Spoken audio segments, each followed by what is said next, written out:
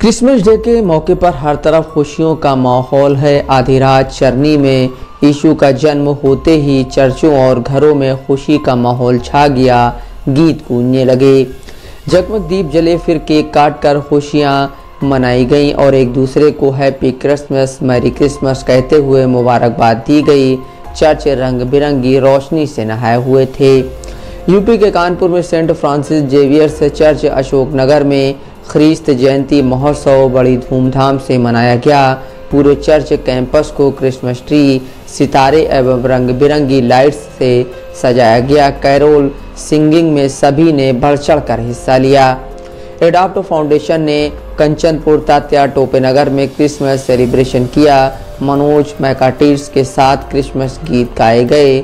जन्म उत्सव की कथा को लघु नाटिका से प्रस्तुत किया गया। पादरी नवीन एम सैमुअल ने प्रभु यीशु का संदेश सुनाया। सेंटा क्लॉज ने चर्चों और घरों में चॉकलेट व उपहार आदि बांटे। बड़ी संख्या में बच्चे सेंटा बने थे जो क्रिसमस की खुशियों में सराबोर थे। उपहार लेने और देने का सिलसिला जारी रहा।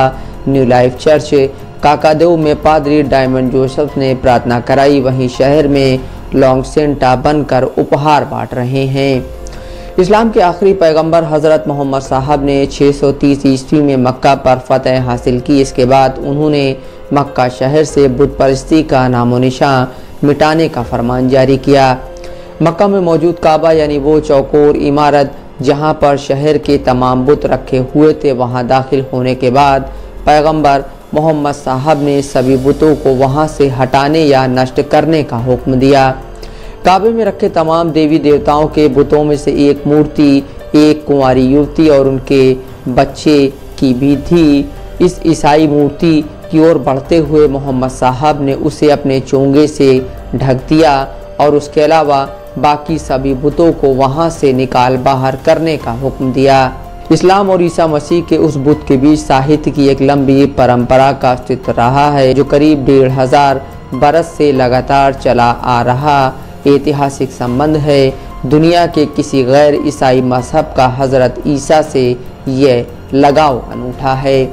मुसलमानों का पवित्र ग्रंथ कुरान के करीब 1/3 हिस्से में मोहम्मद साहब से पहले के पैगंबरों की तारीख बयां की गई है और इसमें से ज़्यादातर में ईसाइयों के पवित्र ग्रंथ बाइबल का हवाला दिया गया है।